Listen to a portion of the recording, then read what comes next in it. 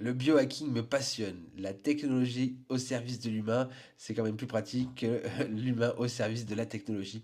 Et donc, dans cette idée, il existe du matériel pour pouvoir optimiser, notamment ici avec la douche froide ou les bains froids, ce qu'on appelle l'hormèse, optimiser son homéostasie, rendre son corps capable de s'adapter à des situations de stress pour pouvoir le renforcer. Et là, c'est Florian de Geronimo Exploration qui en parle très très bien. Vous trouverez les vidéos qu'on a eues en échange avec lui pour pouvoir comprendre l'exposition au froid. La natte de lit, dormir connecté à la terre, marcher connecté à la terre, c'est quand même plus sympa que de marcher pieds nus. Même si marcher pieds nus, c'est vraiment très bon pour la posturologie, mais c'est pas toujours évident. Et puis, on peut avoir des sensibilités aussi au sol ou au froid. Dans ce côté biohacking, on a aussi l'utilisation de produits pour pouvoir cibler des endroits où on pourrait avoir mal, avoir des douleurs. Et donc ça va être très facile. Pour la posturologie, je l'ai expliqué dans une autre vidéo, dans une autre catégorie. Et ça, c'est vraiment un game changer pour des gens qui ont du mal à se positionner. L'utilisation de ce correcteur de posture pendant un mois et demi, et vraiment, on voit la différence. Les lunettes de lumière bleue. Alors ça, c'est vraiment quelque chose qui change la donne, qui change la vie, parce que, donc ici, on a les clips avec jaune, orange, rouge, mais on retrouve surtout ici donc le vert jaune pour vous expliquer. Le vert jaune va se porter quand vous allez être en journée dans une pièce où la luminosité de la pièce, donc ici on voit que la luminosité est bonne, il fait jour, il fait beau, et donc la lumière bleue des écrans ne prend pas le dessus. On peut rentrer dans une pièce, vous savez, où la lumière est éteinte, et on voit que l'écran va prendre le dessus, et c'est à ce moment-là qu'on peut utiliser en journée les lunettes jaunes. On peut les utiliser aussi quand on conduit la nuit.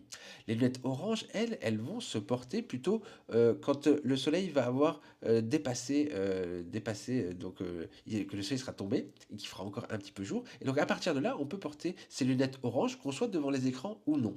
Pour quelle raison? Parce que on va envoyer à notre cerveau, enfin on va envoyer au fond de la rétine un message qui va commencer à nous préparer à aller se coucher. Donc ça va avoir un message d'apaisement et ça va favoriser la sécrétion de mélatonine. On va pouvoir les porter tout le temps jusqu'à ce qu'on aille se coucher, parce que ça va pouvoir agir aussi bien sur la lumière des écrans qu'on va avoir à la maison, mais aussi bien sur les LED qu'on va avoir au niveau de notre habitation. Ça va permettre de réduire ça. Vous pouvez aussi allumer soit une bougie si vous êtes le soir quelque part, ou vous pouvez utiliser aussi une petite lumière avec une lumière tamisée et une couleur plutôt orangée, voire rouge si vous le pouvez, parce que les lunettes rouges, ça aussi, vous allez pouvoir les porter là quand la nuit est tombée. Pourquoi rouge? Parce que ça va vraiment bloquer une grande partie du spectre bleu, mais aussi une partie du spectre vert. Vous savez, l'humain, il a évolué depuis des milliers et des milliers d'années où bah, il faisait jour. Quand la nuit est tombée, on avait des couleurs un peu orangées, et puis on a évolué avec des soirées au feu de bois, donc avec quelque chose de plus rougeâtre, et c'est là que les lunettes rouges vont agir. Cependant, quand on les utilise et qu'on regarde un film, eh bien les couleurs sont très altérées. On n'est pas daltonien, mais presque. Mais quand on lit un livre, eh bien on s'y habitue et ça fonctionne très bien. Ça permet vraiment d'apaiser, à ne surtout pas porter quand on conduit, parce que là, l'effet d'apaisement est vraiment ressenti. Ça permet de favoriser la sécrétion de mélatonine et donc de favoriser le sommeil. Et les lunettes anti-lumière bleue pour les enfants. Alors, elles sont d'un jaune beaucoup plus pâle, parce que les enfants n'ont pas très envie de porter des lunettes qui leur changent la vision. Donc, elles font le job, mais elles sont moins prononcées au niveau de la coloration de ce qu'on va voir. Dans le biohacking, vraiment, dormir dans le noir, c'est top. Dormir la bouche fermée pour respirer, c'est mieux. Et respirer par le nez, ça favorise vraiment beaucoup de choses.